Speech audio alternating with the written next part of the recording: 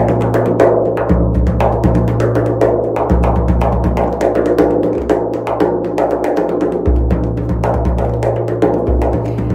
بالله من الشيطان الرجيم بسم الله الرحمن الرحيم لا إله إلا الله محمد رسول الله السلام عليكم. Welcome to the Legacy of the Prophets podcast. It's Miriam here with you, hoping to light up your hearts. Make yourselves comfortable. The hearth is lit, the embers are glowing, the stars are twinkling, and our journey begins. Bismillahir Rahmanir Rahim. La ilaha illallah Muhammadur Rasulullah. Rabbi shrah li sadri wa yassir li amri wahlul uqdatam min lisani yafqahu qawli. Oh Allah, we turn to you in this story because we're weak and helpless. You've given us speaking and listening and hearts and intellects. Use them to make this story take root in our very beings. Oh Allah, we have heard your warning. This is not a tale of the ancients, and we believe you. If we had been on the earth when Prophet Lut, عليه السلام, was a boy, we could have seen him sitting under an ancient tree with his beloved uncle, Prophet Ibrahim, عليه السلام. We could have felt the pounding of his little heart when the soldiers came to drag his uncle to the dreadful raging fire, and felt the hot tears of relief on that boyish face when his uncle stepped out of the blaze unharmed. We could have heard his joyful cries of anticipation when he left the city with his uncle and his new wife, Sarah. Marketplaces, tiny huts and shacks, and a huge temple called a ziggurat. This is believed by most scholars to be the city where Lut alayhi salam lived when he was still a boy with his uncle, Prophet Ibrahim alayhi salam. How he loved his uncle. Especially, he loved the things that he learned from him. He loved the wide-open, bright feeling of joy that he felt when he remembered that Allah Mighty and Majestic was creating him inside of every passing moment. He loved the certainty that Allah Mighty and Majestic knows and sees all things and was protecting him in every breath. He'd always felt puzzled when he saw people going to statues and asking them for help or expecting assistance from stars or even money, when he knew that it was Allah Mighty and Majestic who was creating money and stars and stone or gold or wood or lapis lazuli that the statues were made of. So when he heard his uncle reminding people of that, he felt relieved and safe inside. But today, the narrow lanes and twisted byways of the city were thronged with men and women hawking their goods or leading their flocks of sheep and goats. Children were darting here and there, and dogs and cats and even mice and rats were dashing in and out of the crowd. It was always bustling and noisy, but today people were streaming into the city from all the surrounding regions because something extraordinary was about to happen. This day was the worst day that Lut had ever seen. Soldiers had come at dawn and carried away his dear uncle Ibrahim. They said that he had displeased the gods because he'd broken up the statues in the temple. They said the king would punish him by burning him in front of all these crowds.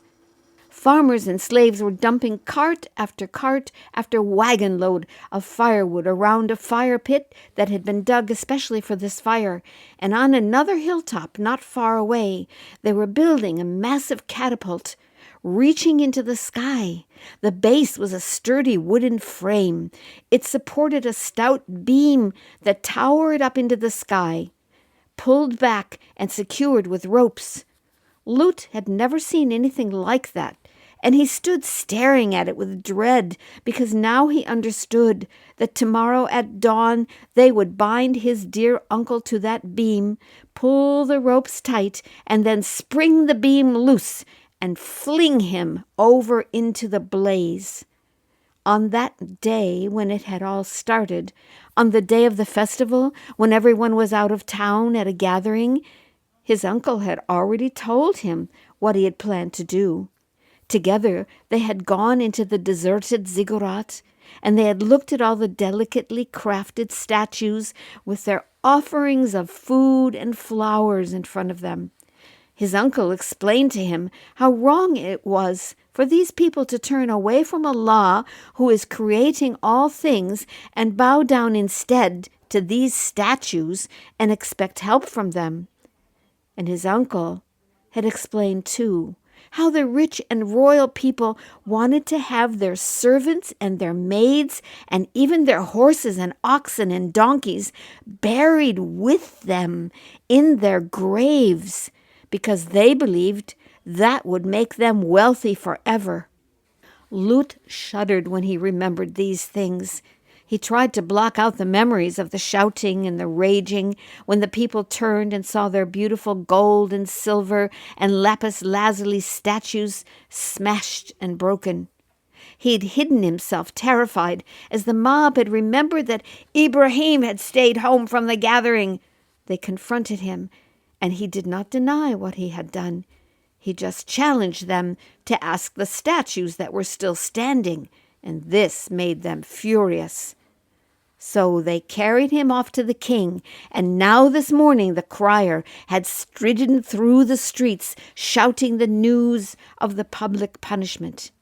He threw himself under a wide-spreading tree, weeping, willing himself with all his might to remember all the things that his uncle had taught him about Allah always being there, about Allah never making mistakes.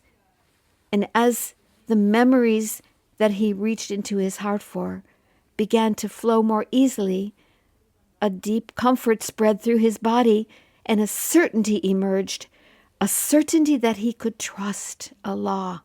He didn't think about how. He just kept dragging his mind back to his uncle's lessons and moving his tongue with the name of Allah and feeling his heart pounding in his chest, a pounding that he knew only Allah could maintain. The next morning, tongues of fire shot up long before daybreak. For hours, people were streaming in around the enormous pit. The blaze grew bigger and hotter and louder, and the horrible, massive wood pile began to shrink as wood was hurled into the pit. Suddenly, he saw the soldiers climbing the catapult with his uncle, with his clothes stripped away, bound hand and foot, and they lashed him securely to the wooden beam. Lut noticed his uncle wasn't fighting them. Allah Mighty and Majestic made him certain that his uncle was choosing not to fight, because he knew he had done all he had done just for the sake of Allah. And he knew with certainty that Allah would protect him and respond to him in the most beautiful of ways. How many times before had Lut heard his uncle promise to be satisfied with what Allah knew of any situation? And this is one of the gifts of this story, that it can teach us how we can, even if we're faced with something that really scares us, even in a situation that we think is really bad, we can turn to Allah, Mighty and Majestic, and we can affirm that we are truly in His care and truly in need of the assistance that only He can give us. He knows everything and sees everything. And whatever actually reaches us and actually touches us, and this doesn't include the things that we're afraid might reach us and the things that we're afraid might touch us. This is about things that actually do reach us and actually do touch us. We know that those things reach us because Allah, Mighty and Majestic, decrees for them to reach us. And He wants our good, and He wants our ease, and it's part of His cherishing. And He alone knows what is good for us. He wills only what is good for us. Lut knew his uncle had already turned to Allah in utter weakness and was already feeling his help. But oh, did all of that make it easier for that boy? Oh, can you just imagine how hard it must have been? Lut would have been really comforted by hearing the voice of Angel Jibril alayhi salam, but of course he never heard nor saw Jibril alayhi salam asking his uncle if he could do something for him, nor would he have been able to hear his uncle's reply, "Yes, I am in need, but not from you, only from Allah." Allah, mighty and majestic's mercy, carried the boy Lut, alayhi salam, through the next events and hours, all through the night, through the sharp snap of the catapult and the flinging of his uncle into the middle of the fire, and the dark roar from the crowd, the jostling and scrambling of heartless people peering into the flames, and the chattering of mindless people thinking they know what's happening, until finally the wood was all used up and the fire began to die down. And then it happened. Prophet Ibrahim, our most esteemed ancestor, stepped from that pit, even as the fire was still burning up the last bits of wood. He stepped out with nothing of him having been burned. The ropes that had bound him had disintegrated. Allah, mighty and majestic, had made that fire cool for him as a garden, illuminated, shaded, breezy, and fragrant. And among all those greedy spectators, there was just one woman named Sarah, who rushed to meet Ibrahim alayhi salam as he stepped out of the fire, to throw her cloak over his nakedness. And then the young Lut alayhi salam had also come running. The rest were blinded by their sins and couldn't comprehend.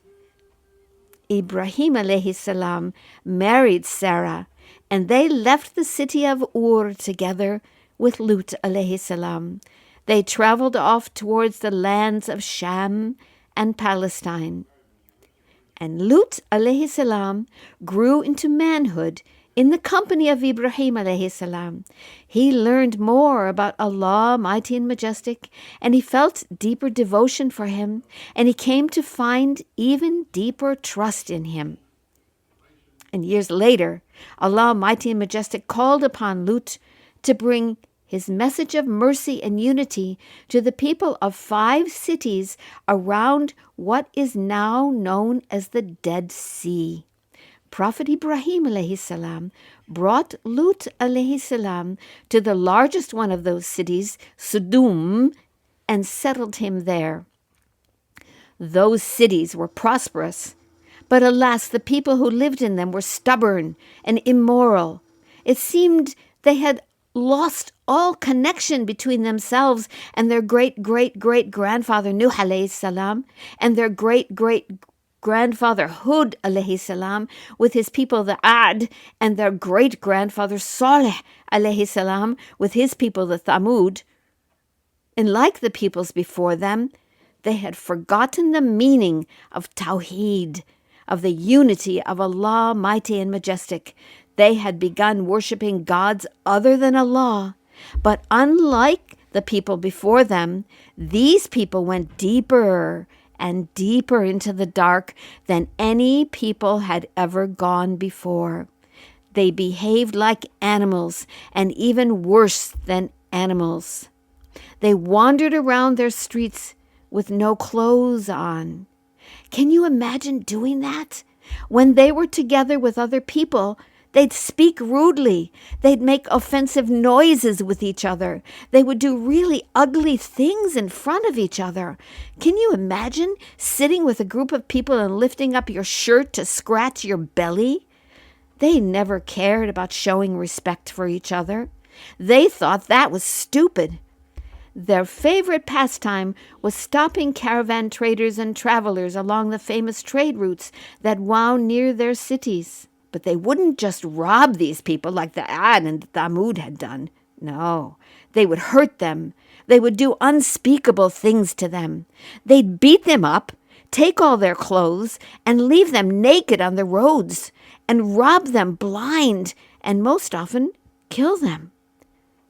They would arrange fights between goats or roosters, and then sit and watch and laugh as the animals would destroy each other. They'd throw rocks at each other for sport. They'd cheat each other whenever they could. They did unnatural things that Allah Mighty and Majestic hates, and they didn't care about how Allah Mighty and Majestic had arranged things on earth for His people. They wanted what they wanted, and they didn't care about what He wants. Do you remember the promises that Shaitan made? He said, I will mislead them, and I'll create in them false desires, and I'll order them to slit the ears of cattle and to deface the fair nature created by Allah. Truly, Shaitan kept his word. And have you noticed? He's still keeping his word to this day. Prophet Lut, alayhi salam, came to that people as a stranger. Be mindful of Allah, he said. Be mindful of Allah who is creating you. I am a trustworthy messenger to you, one you can count on. I'm not looking for any reward from you. I know my reward is with Allah. But what you're doing is nasty and rude, and you do it where everyone is watching you. Oh, how they made fun of him. You're just a goody-goody, Lut. You think you're better than we are. You think you're so clean. Ugh. We want to throw you and your family out. But he had just their benefit in mind. Look, he said, you menace your roads and harm your travelers. You do nasty things all together in your gatherings. You speak dirty language with each other and curse each other. And you do it all while everyone's watching you. And from the very beginning, they disputed with him. They didn't have any interest in praising Allah or obeying him. They seemed to worship their own badness. They made fun of people wanting to be good. So, Lut, bring on this punishment that you're always talking about. He kept on trying to make them see what they were doing. You're doing things worse than any people before you. No one else has ever declared that men should be with men and women should be with women. You're opposing Allah. Lut, if you don't stop, we will drive you out, you pure ones. We want nothing to do with purity. And listen here, you're to leave people alone who visit our city. You're not to invite any as guests. We will give them hospitality, not you. Finally, Prophet Lut alayhi salam said, I detest what you do. Oh Allah, save me and my family from what they do. Support me against these awful people. Lut, bring on the punishment. We are waiting. And Allah Mighty and Majestic, who hears and answers all prayers, sent 3 angels, Jibril, Mikael, and Israfil. He sent them in the form of 3 strikingly handsome men. On the way to that doomed land, they stopped to visit Prophet Ibrahim alayhi salam, to give him some momentous news about him and his wife, and to tell him something urgent about his nephew Lut alayhi salam and his people. We will study the momentous news for Prophet Ibrahim in a later episode. But for now, Prophet Ibrahim alayhi salam asked, what is your business with my nephew Lut? We've been sent to his criminal people to rain upon them stones of clay, stones marked by their Lord for the evildoers. Prophet Ibrahim alayhi salam was worried about his nephew, but the angels assured him that Lut would not be harmed. But still, the soft-hearted Ibrahim alayhi salam begged the angels again and again to have mercy on the people of those cities, until the angels finally declared, "Leave this, O Ibrahim. The order of your Lord has been sent. The people of Sodom and Gomorrah will receive a momentous punishment. It cannot be stopped." How did those messengers arrive in Sodom to Prophet Lut alayhi salam? Well, there's a narration from Ibn Abbas that tells us they came, 3 extraordinarily tall, stately, handsome men in fine clothing, as angels most usually do appear among people. They came to the river outside the city, and there they saw one of Prophet Lut's daughters drawing water, and they asked, "Are there homes nearby?" She was struck by their manly beauty and immediately feared that they would be molested in her city. She said, "Yes, there are, but please wait here. Don't come into the town until I return to you." She raced home. Remember when Lut's people demanded that he not offer hospitality to anyone? "Father, there are 3 visitors at the river. I asked them to wait there. Please don't let your people bother them." Prophet Lut alayhi salam dashed to the river, where he greeted the strangers and brought them back secretly to his house. But alas, his wife ran to her people. "In Lut's house there are people of rare beauty like I have never seen." Prophet Lut alayhi salam said to his guests, "Qala innakum munkarun. You are strangers to us." These are the same words that Prophet Ibrahim alayhi salam had said to them when they didn't eat in his house. You'll hear about that later. They said, "You have nothing to fear from us. We've come to you to give them what they've been menacing you about, and we are bringing the truth. You are to set out from here with your family in the night, you walking behind them, and no one must look back, but you must continue on to where you will be commanded." But Prophet Lut alayhi salam couldn't stop worrying about his guests. And just as he feared, his people left their evil doings the moment they heard his wife's news and surged to his house. They took immense pleasure in the presence of these handsome guests, so much so that they were banging on the door and pushing and shoving each other in the yard. "Indeed, these are my guests!"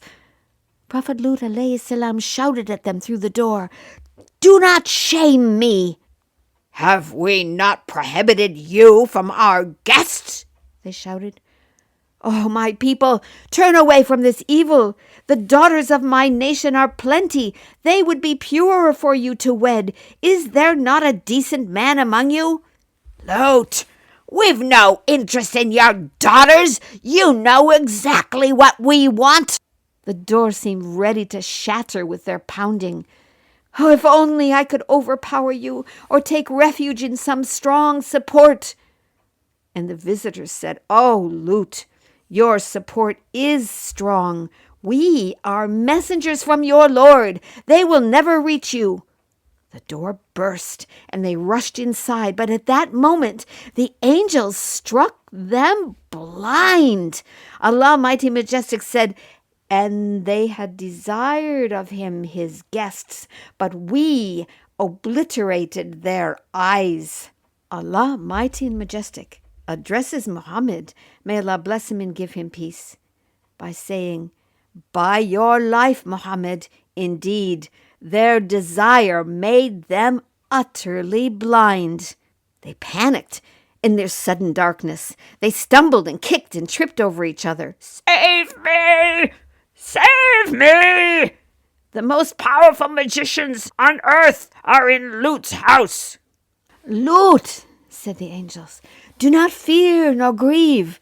Indeed, we will save you and your family, except your wife. She will be of those who will remain behind. We will surely bring down a punishment from the sky upon the people of this community because they have been defiantly disobedient. So gather your family, Lut, and set off in the dark of night, and let none look back except your wife. She will be struck by what strikes them. Indeed, the appointed time is morning. Is not the morning near? And think of it. Allah, mighty and majestic, tells us about the populations of those 5 cities. We did not find more than a single household of people in submission. Prophet Lut, عليه السلام, and his family left in the night. It is said that his wife set out with them, but that she was not able to keep herself from looking back. The people of the book say she was turned into a pillar of salt. And along that lake shore, there are pillars of salt shaped just as you might imagine a woman turned into a pillar of salt might look. And the clamor seized them at sunrise. We turned the cities upside down and rained upon them stones of hard clay. Some say that on each stone was inscribed the name of a particular inhabitant of one or another of those cities. And geologists and geographers find clear evidence of volcanic eruption, earthquake, as well as massive explosions of gas and petroleum. They say that there is no other land on the surface of the earth as desolate and damaged as this territory, especially in its southern part. Even today, the earth there still lies ruined, covered with sulfurous salts, poisonous to both animals and plants. Allah, mighty and majestic, points out to us in the Quran that this territory lies in full desolate view along the ancient main road that the Qurayshi people traveled both north and south with their trade caravans. And indeed, it is still a highly traveled road right down into our day, though few are the travelers who care to know the truth of what happened there. And in Surah Hijra, ayat 75 to 77, Allah Mighty and Majestic says, "And in that are surely signs for the attentive. Indeed, they are on an established road. In that is surely a sign for the believers." Subhanallah. This is one of the momentous events of old that has left behind it the clearest of signs. May Allah Mighty and Majestic increase our wisdom and understanding of its lessons and warnings, and may He increase our gratitude for His guidance. If you liked listening to this and found benefit in it, then please make dua for me and ask Allah to forgive me for any mistakes I might have made. And please hit the like button and subscribe to Legacy of the Prophets podcast, either on YouTube or on your favorite podcast portal. And come back for the next episode where we begin to unpack the long and eventful life of our great ancestor Ibrahim alayhi salam, the friend of Allah. Ma salama, ila liqa, until we meet again.